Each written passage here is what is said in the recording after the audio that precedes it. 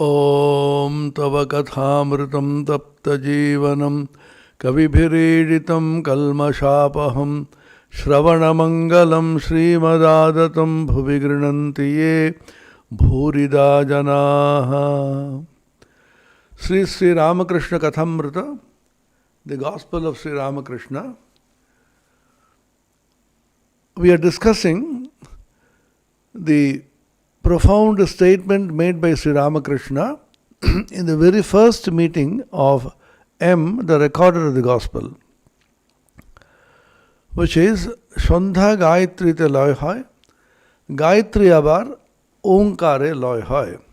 Sandhya merges into Gayatri, and Gayatri again merges into Om.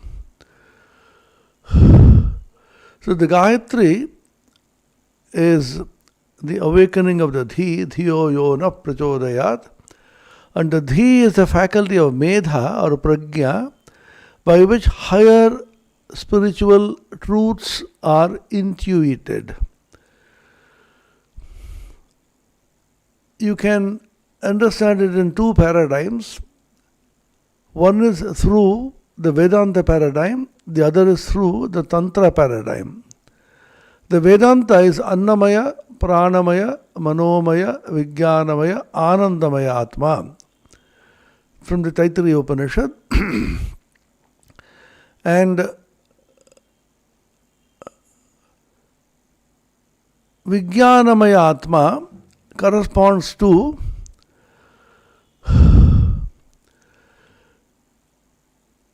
the heart, and that is where the awakening of the Dhi takes place.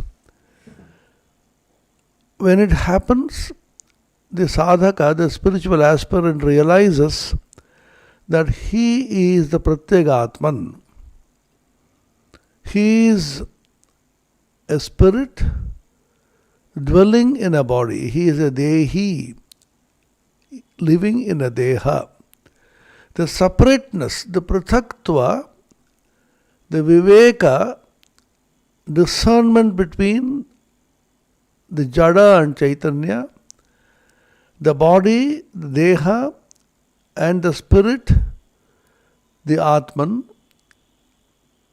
is clearly realized and perceived at the level of Vijnanamaya.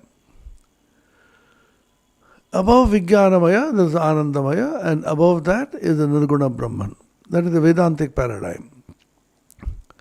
The Tantra paradigm talks about the Shat Chakras, Muladhara, Swadhisthana, Manipura, Anahata, Vishuddha, Agya, and above that, beyond the Shat Chakra, is the Sahasrara, which corresponds to Nirguna Brahman. In Vedantic paradigm, the Hridaya is the Vijnanamaya, and Tantric paradigm is the Anahata. In Vedantic paradigm, the Anandamaya is the place of Saguna Brahman, is also called Apara Brahma, and in Tantra, it corresponds to Agnya Chakra. In both of them, that which is beyond the five selves, Annamaya, Pranamaya, Manomaya, Vijnanamaya, Anandamaya, and that which is beyond the Shat Chakras, the six chakras, that is the infinite, that is the Nirguna Brahman, Nirvishesha Brahman, Parabrahma, that is the name given. The Hridaya is the starting point of the whole spiritual realization. When you reach the heart, Sri Ramakrishna also says, the Anahata, when the Kundalini reaches, the sadhaka sees a mysterious light and he says, oh, what is this? What is this? Eki, Eki. Accompanied by the listening of a mysterious, uncreated sound called the Anahata Dhvani, which is the Omkara. So the Omkara has two aspects, the apara and the para, and the cosmic counterpart of the Hridaya, the Anahata, the Vijnanamaya, is called Hiranyagarbha or cosmic mind. This Hiranyagarbha is often called the Saguna Brahman. That is the place of the Devata, Ishta Devata. Followers of Shiva will call the Hiranyagarbha Loka as Kailasa. Followers of Vishnu will call it Vaikuntha. Followers of Christ will call it Kingdom of Heaven. Followers of Ramakrishna will call it the Ramakrishna Loka, which is where the Ishta Devata, Saguna Brahman, can be found and realized. And the Hridaya, therefore, is a very important station. It is a junction, you may call it, where the distinction between Chit Jada is understood.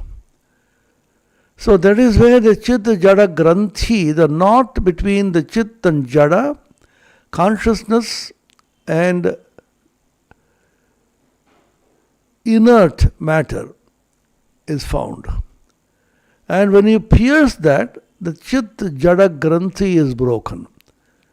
Bhidyate Hridaya Granthihi Chidyante Sarva Samshayaha. These are the statements in the Upanishad, the Kathopanishad, for example, and the Mundaka Upanishad. Yada sarve pramuchyante kama yasya hridashritaha athamartyo mrito bhavati atra brahma samashnute yada sarve prabhidyante hridayasyeha granthayaha athamartyo mrito bhavati etavadhyanuशासनम. The Granthi in the heart is Chit Jada Granthi, which is also called the Jiva hood, the Jiva feeling of individuality. When this is pierced and broken, the sadhaka, the spiritual aspirant, no longer realizes himself as an individual. He goes beyond the individuation and walks into the cosmic realm.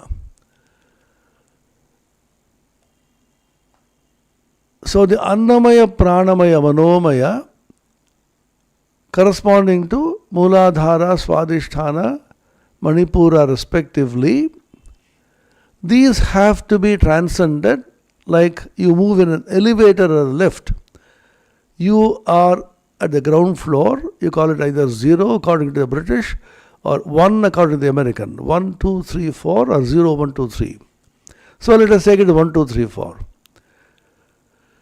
So you are stationed on the ground floor 1, then you press 4. 1, 2, 3, 4, non-stop. It goes to 4, the Vijnanamaya. Or you can stop in the middle also. Swadhisthana you stop, a lot of enjoyments, eating and drinking and sensual pleasures, socializing and so on. Then go beyond that, you go to Manomaya. You have intellectual ideas. You live in the realm of ideas, writing and translating, publishing books, and enjoying reading books, intellectual pleasure. But if you stop there, then you will end up with what Swami Tapasyanandaji used to tell me of revered memory. He was one of our illustrious vice presidents, a great scholar monk. He used to tell us it is intellectual Epicureanism. Epicureanism means indulging in sense pleasures only. This also is a kind of pleasure, intellectual pleasure. Swami Vivekananda calls it in the famous lecture on My Master as intellectual opium eating. Just like you eat opium and then feel some kind of intoxication, Go on reading books, go on teaching, writing books.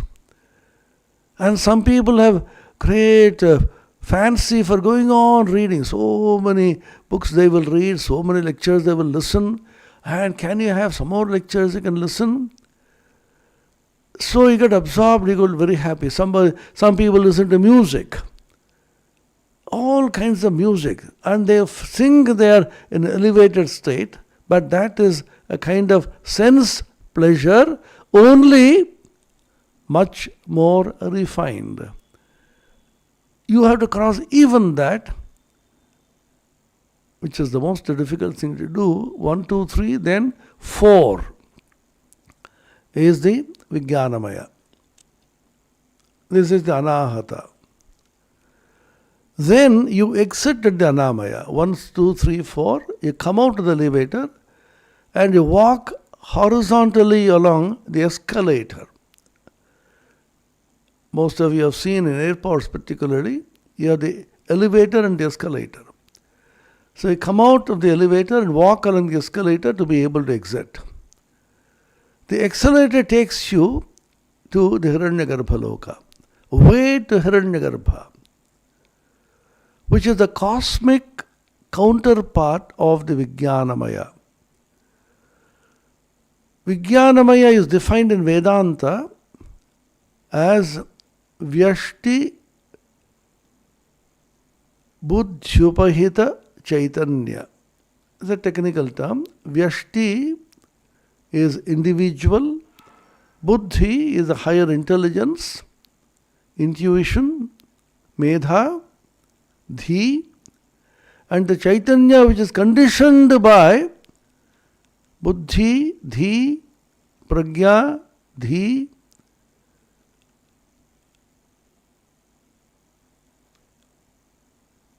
and having dhi or buddhi as the upadhi, this Chaitanya is called Buddhi Upahita Chaitanya. This is an individual counterpart of the cosmic Hiranyagarbha. Then you walk along the escalator and enter into Hiranyagarbha Loka, which is a world of light. That is the supreme Jyoti, of which the individual Jyoti which the sadhaka experiences at the level of the Anahata, the uncreated light, is only a limited part. This is the Jyoti, that is Jyotisham Jyoti. Jyotira Jyoti Ujjvala Hridi Kandara Tumitama Bhanjanahar. Swami Vivekananda's poem and the Aratrika, the song which he composed. O Lord, you are Jyotira Jyoti, Jyotisham Jyoti, that is the light of all lights. That is the supreme light, of which this light is only a part or a reflection. So all the various lights are only a reflection of the supreme light. So enter into the world of Hiranyagarbha. There at the gate stands Medha Devi. These are highly mystical spiritual experiences recorded in the Upanishad. The Mahanarayana Upanishad, the Taittiriya Aranyaka Chaturtha Prashna, part of Chaitanya, the Taittiriya,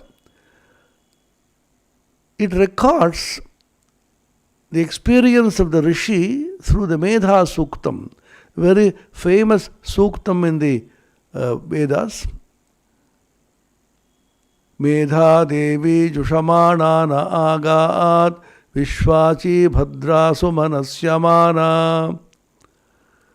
O Medha Devi, with a smiling countenance, with a smiling face, pleased with me, you please grace me and bless me.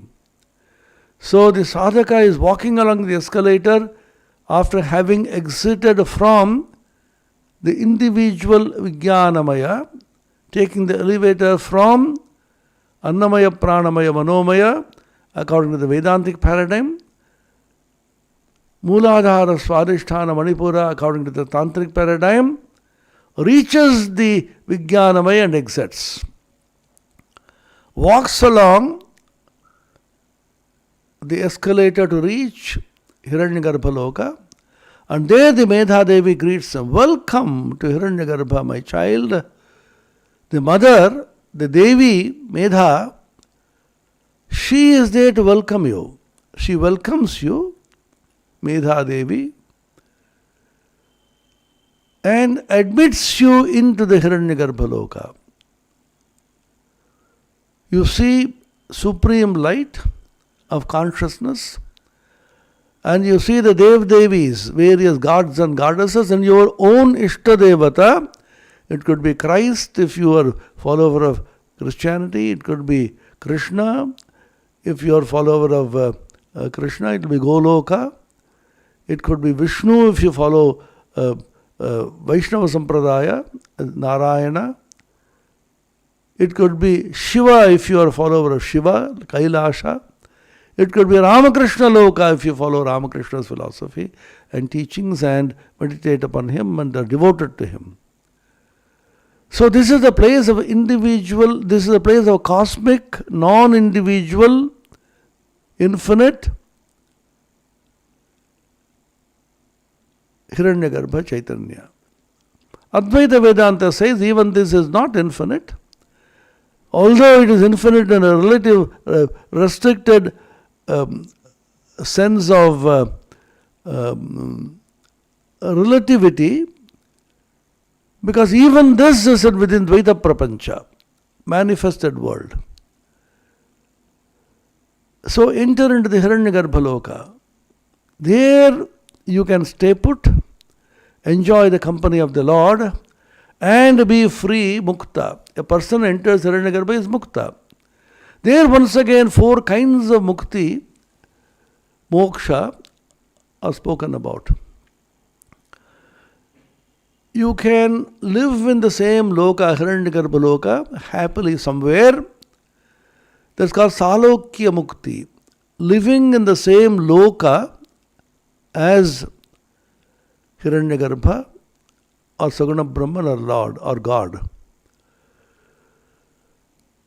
There is another mukti, much more intense, called Sarupya Mukti. You attain the same rupa as the Lord. Or you can have one more intense experience of mukti, Samipya Mukti. You go near the Lord. Salokya, then Samipya, Samipa, you go very near the Lord, and you see that you have also become like the Lord. Not exactly God, like God. Salokya, Samipya, Sarupya. Then when you have the Sarupa of God, Sarupya Mukti, you become like God, then you have intense longing to get completely united with God, the union with God, called Sayujya Mukti.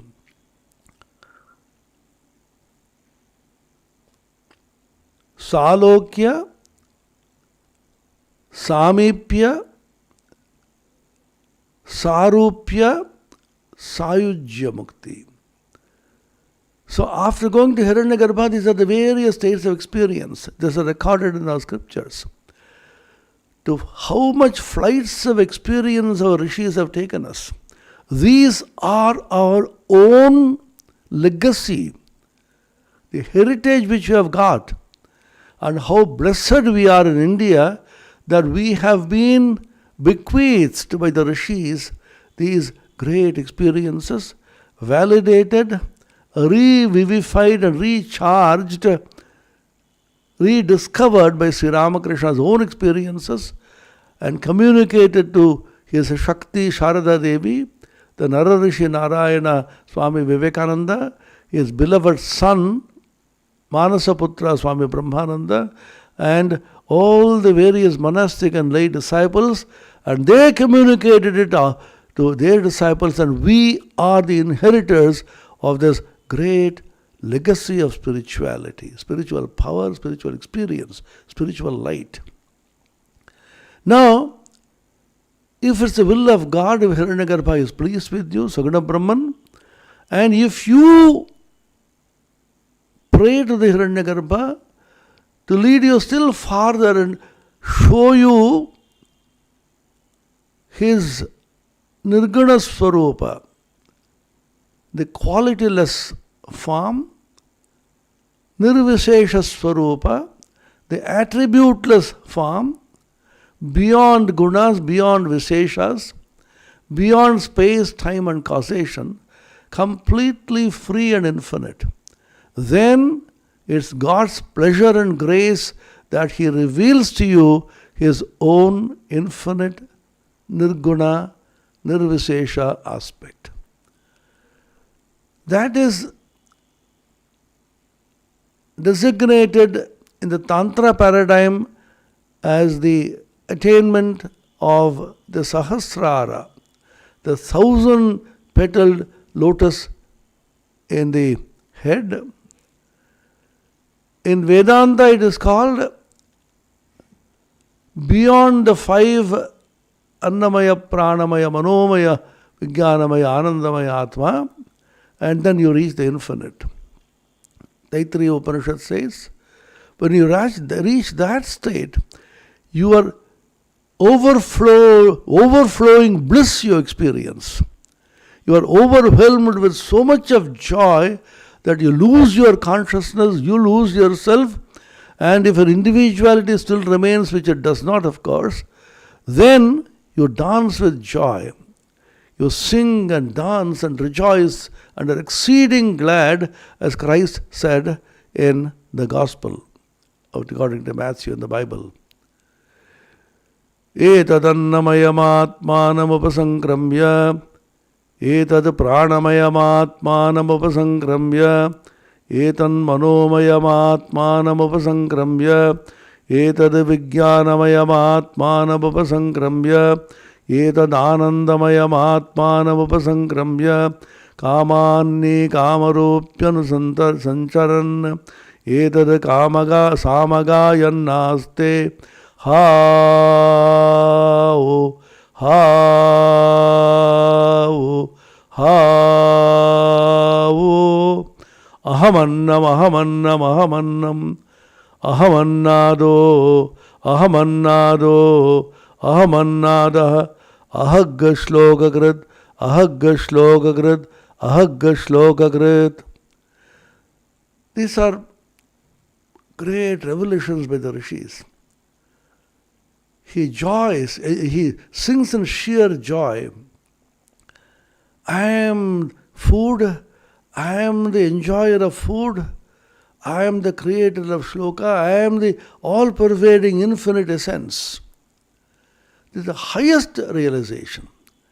Sri Ramakrishna will say, there is a still higher realization in which we once again, as a loop comes back to the heart, and as it were, he assumes a kind of individuality by the will of God. He regains a kind of ripe ego, paka ami, and as an adhikarika purusha, as an avatara, as an Ishvara Koti, he brings this gospel, good message. Gospel is a glorious message of hope. You bring this message to the suffering, afflicted humanity. They are the avatars. So when you enter the Hiranyagarbhaloka, you realize the Saguna Brahman, the Saguna aspect of Brahman, which is one aspect of Om. The another aspect of Om is the Parabrahman, which is beyond the Saguna Brahman, which is realization of Nirguna, Nirvishesha Brahman. This is described in detail, although the Upanishad says Sankshepa very succinctly, but it's sufficiently elaborately discussed. Oh, so many Upanishads describe Om, so we will slowly go into some of them Because if we start discussing Om and all its ramifications, it may take our whole life. But let's get some glimpse.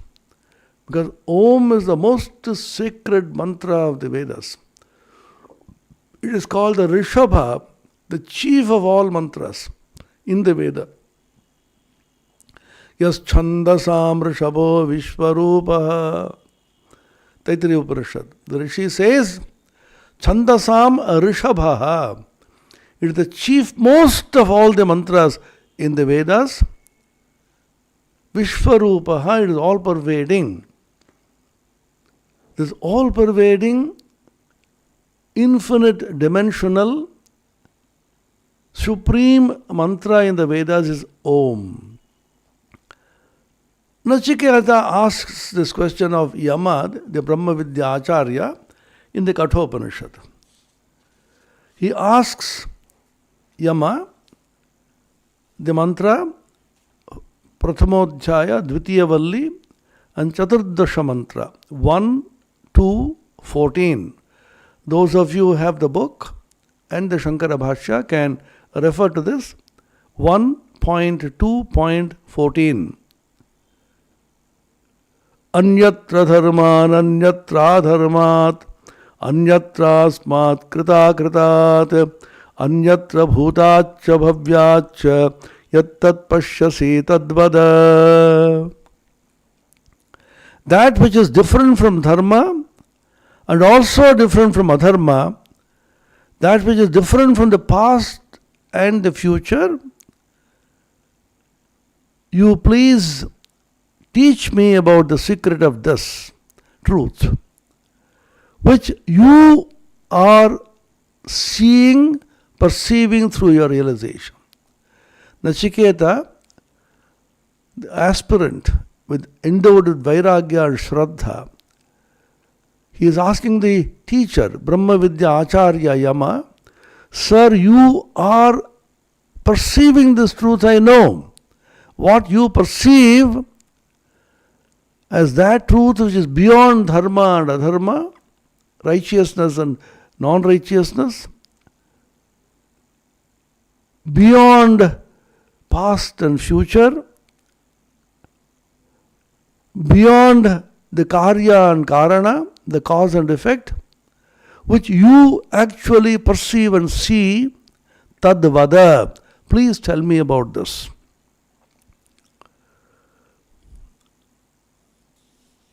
Kalatrayena aparichinnaha. Shankara says, past and future means past, present and future, which is not conditioned by time. The answer which is given 1.2.15, first chapter, second valli, 15th mantra, very famous mantra, which also occurs in the Bhagavad Gita. The Bhagavan Sri Krishna has taken this mantra from this. Sarve Vedayat Padamamananti Tapamsi Sarvani Chayad Vadanti Yadichanto Brahmacharyam Charanti Tatte Padam Sangrahena Bravimi Omityetat. Sarve Veda Yat Padamamananti. All the Vedas are describing this particular truth. That truth which is described in all the Vedas, Amnaya, and all the various tapasvis, those who are renouncers, tyagis, yogis, sadhakas, all of them are engaged in intense tapasya. Tapamsi sarvani cha yadvadanti. All of them talk about it, discuss it. And the brahmacharis not yet renounced all the rituals and karma, but still engaged in karma which grant them the purity of mind, chitta shuddhi. They are living in the Guru Griha with the Guru, illumined Guru, going through the Brahmacharya ashrama for so many years, desiring to know this truth. Tat te padam, that truth, that pada, that state of consciousness, sangrahena bravimi. I will very briefly tell you, O Nachiketa, my boy, you are so eager, you are endowed with vairagya and viveka, this passion for the worldly pleasures and discernment between the real and the unreal, nitya nitya vastu viveka, iha amutra phala bhoga viragaha, shat sampatti, shamadama upariti titiksha, shraddha samadhana, and mumukshutva, longing for liberation, intense dissatisfaction with the present state of affairs, as Swami Vivekananda said. You long for freedom, liberation, mumukshutva are endowed with. Sangrahena bravimi, I tell you very briefly. What is that? Om mityetat. This truth, I will very, very briefly put it just in one letter, one akshara. Oh, the greatness of Om is not even a shabda, it is just an akshara, just a letter. Om.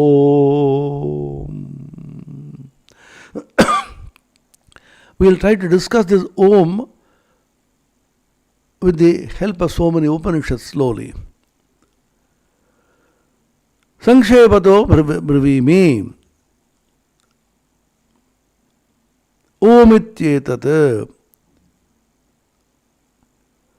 Shankara's Bhashya, he says at the end of this explanation, Yad yetat Om iti Om Shabda Vachyam Om Shabda Pratikam cha. This is a very profound statement. The Om is the Vachya of Brahman and also the Pratika of Brahman. These two are very important words in Vedanta. From the point of view of sadhana, is extremely important. All of us, or most of us, are taught to do japa of the mantra. Every mantra will have this Omkara at the beginning. Now, what does it signify? Omkara is the Vachaka and Brahman is the Vachya.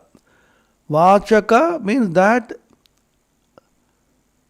name by which Brahman is designated. That which is designated is Brahman, and the name which designates is Om. In Sanskrit it is also called Abhidhana, Abhidheya. Abhidhana is the name.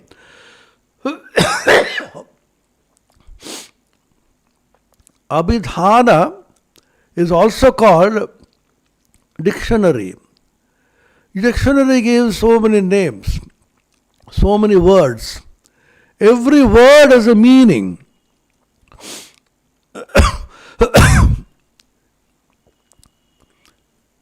It describes an object. Suppose I see a flower. This flower, the word, is the name of that flower.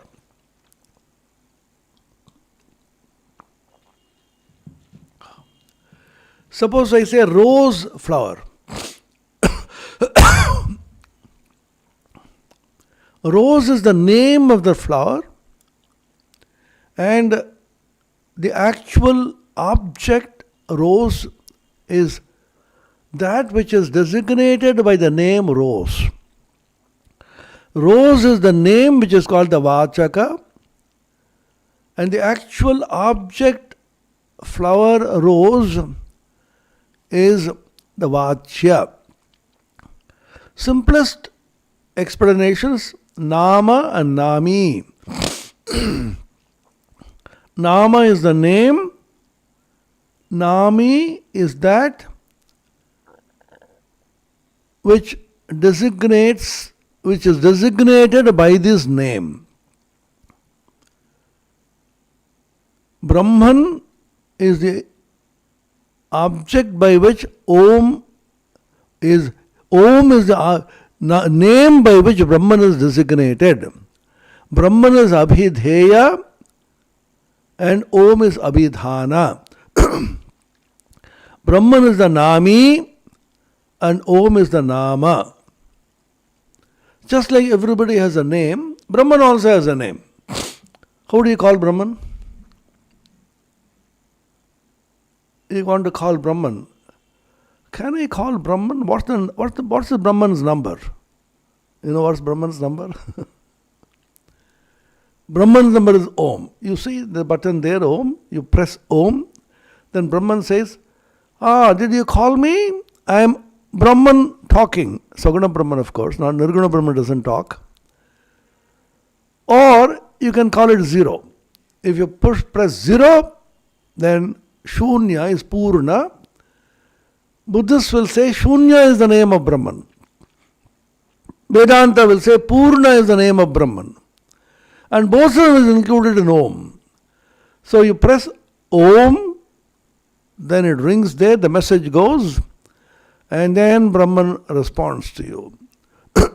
Exactly the same way when you say Om, then Sagna Brahman comes and say, did you call me my child? Yeah, I called you through Om. Just like you call your child by the name is Rama, Krishna, Saraswati.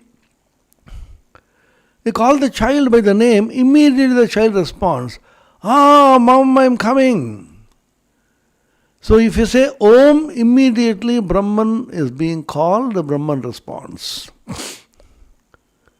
So in your smartphone, have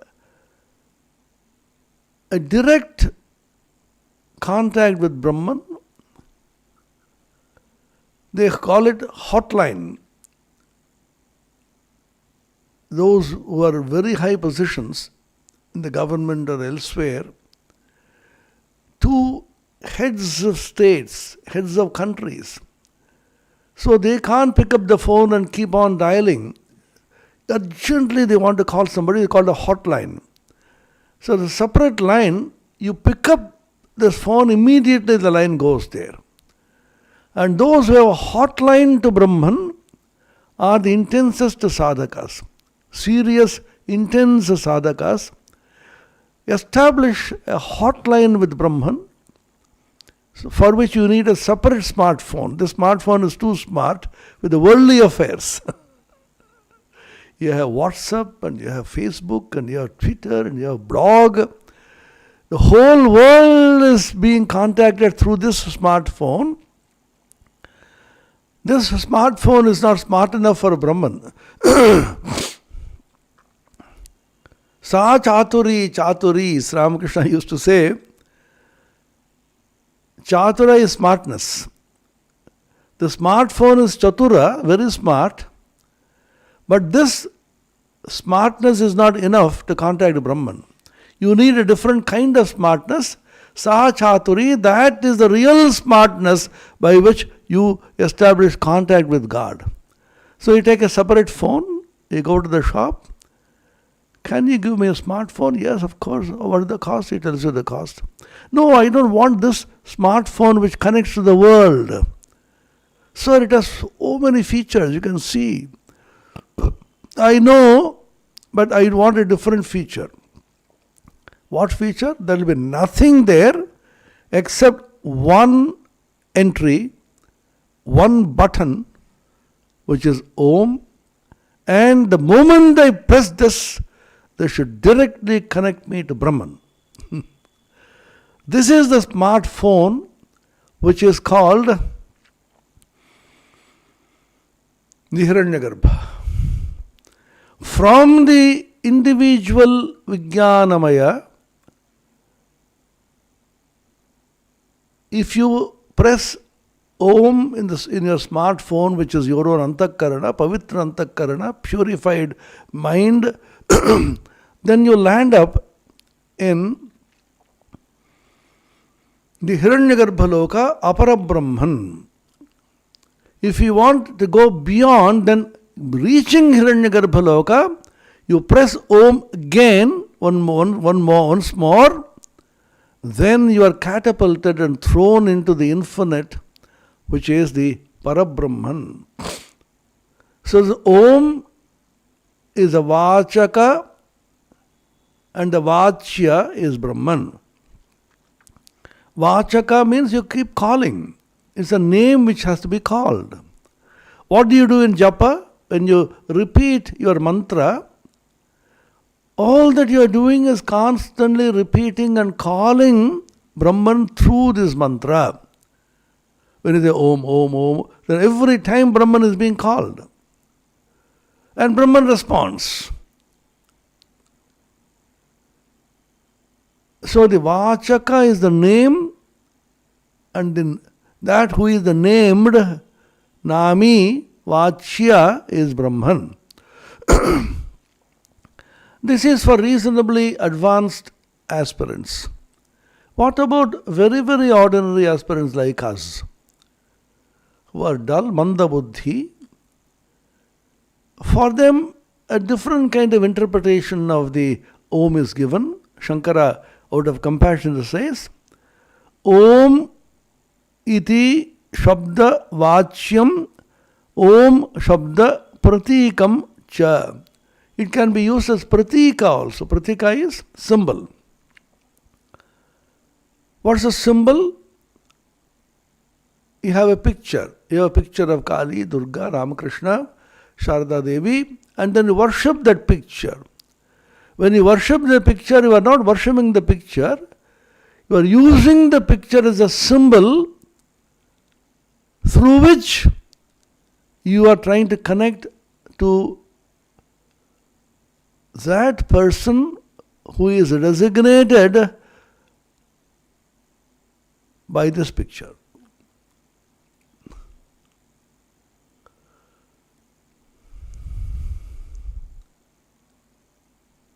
You have a picture of some great man. In the present day world, we have people, great poets like Rabindranath, great scholars like Vidyasagar, and so on. So you make a statue, you have a photograph or a picture, and then garland it on special days during his birthday or special days, and you bow down, you show respect. To whom are you showing respect? Not to the picture, but using the picture as a symbol, you are contacting the person who is pictured in that photograph or a picture. So symbols are also very important. The murti, the image of God which you make, Durga, or Kali, or Ramakrishna, and so on, this murti is also a symbol. So you offer flowers, you offer incense stick, you offer rasagulla and other fruits, etc. to that murti, knowing well that this murti is not going to accept it. Using the murti as a symbol, you are trying to reach that entity, spiritual entity, who is symbolized by this symbol. That's why those who criticize the murti puja, image worship, miss the point that the devotee is actually reaching out to that spiritual entity revealed or symbolized by this symbol. And therefore his respect, his flowers, all his offerings go to that God who is being symbolized through this pratika. It's called pratika. Swami Vivekananda has a beautiful incident in his life. When he was an Alvar, Raja Mangal Singh, he did not believe in image worship. He said, You have stones and you have a wood.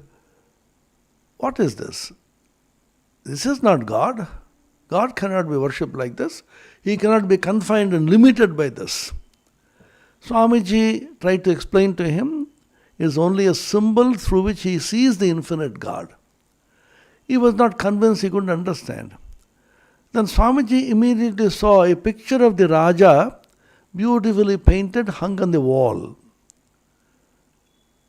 He told the mantri, the minister, bring down that picture. The picture was brought down. He thundered to the mantri, "Oh minister, spit on this picture. Spit!" And the entire audience was terribly unhappy. Some of them were terribly angry, and some of them were shaking with fear, and the mantri was almost swooning. Said, "Swamiji, what are you telling me? This is the picture of the king who is our ruler." Then Swamiji said, "This is only a piece of paper in which some colors are drawn. This is not the Raja. Raja is sitting here. Why should you be afraid of this?" Then he told the Raja, "You see, Raja, the significance of image worship. This minister, knowing full well that you are not present in this picture in flesh and blood, still is afraid of denigrating and showing disrespect to this picture. Why? Because he sees you in that picture. By seeing this picture of the king, he is reminded of the real king, and in his consciousness, he brings out the real, actual king, wherever he may be, and pours his devotion to the real king through the symbol of this picture." This is called Pratika Upasana. This is very, very common in Hinduism. Some of the people who are fond of criticizing Hindus at every step, they say Hindus are idol worshippers, idolaters, image worshippers. They worship the snake, they worship the stone, they worship the waters, the river, they worship the trees, they worship the sky, the sun. This is pratika. The moment you see this, you feel elevated thinking of God. They do not realize the significance of this pratika upasana. I always funnily think, in answer to these people who criticize, we can say, simple question. What are the characteristics of God commonly accepted by all the religions? Across religions, 3 fundamental characteristics of God are accepted. Every religion believes in this. 1, God is omniscient, all-knowing. He has infinite wisdom, infinite knowledge. 2, God is omnipotent. He is Sarva Shaktiman. His powers are infinite. 3, God is omnipresent. He is all-pervading, He is present everywhere. He is omniscient, Sarvagya. He is omnipotent, Sarva Shaktiman, and He is omnipresent, Sarva Vyapi. Now, if you say, by worshipping the stone or the tree or the river, God is not worshipped, because God is not in that stone or a tree or a river, then you are saying, in effect, that God does not have the power to change Himself at the stone or the tree or the waters because the devotee wants it. And God is not present there. So you are going against the principle of Sarva Shaktimatattva and the principle of Sarva Vyapitva of God. And therefore, since it is absurd, by the proof in mathematics or science called the reductio ad absurdum, you prove that God is everywhere and every object in the world reflects the glory of God, and God can be worshipped and reached through every object, living or non-living in this universe, QED. Thus, the theorem is proved. There is a very interesting debate between an Orthodox Hindu and a Christian. Some of the fanatical Christians, not the enlightened good Christians, some Christians who did not understand the Hindu philosophy well. I am not talking about those people, the unenlightened, both among the Hindus as well as the Christians. So the Christian Padre went on saying, you are worshipping God in the stone and this image and this tree and all that. That is not acceptable. God is infinite. He cannot be limited to this. He is not there in the stone, not there in this tree, not there in this river, and so on. The pious, although ignorant Hindu quietly listened and he said, Padre Mahashaya, shall I say something? Please say. So that means your God is full of holes. Why? You say God is all pervading, He is present everywhere, but He is not there in the stone, He is not there in this tree, He is not there in the river. Where He is not there, there is a gap, there is a hole. So your God is a holy God, full of holes. These are some of the funny arguments. Whatever it may be, the idea is every religion, whether Christianity or Islam or Judaism or Hinduism, everybody agrees God is omniscient, God is omnipresent, God is omnipotent. So if God is omnipotent, He is Sarva Shaktiman, He has infinite powers. What prevents God by becoming that stone in order to accept your worship? If you tell God, God, this ignorant, stupid Hindu is worshipping you in that stone. Is it right? Are you there in that stone? Then God says, see, this poor fellow, he has so much of devotion. So, since he wants to see me in that image, see me in that stone, see me in that river, see me in that tree, so I will manifest myself in the image, stone, tree or river, so that I can accept the worship he is offering. If he cannot do it, that means God is not omnipotent, Sarva Shaktiman. That is the argument.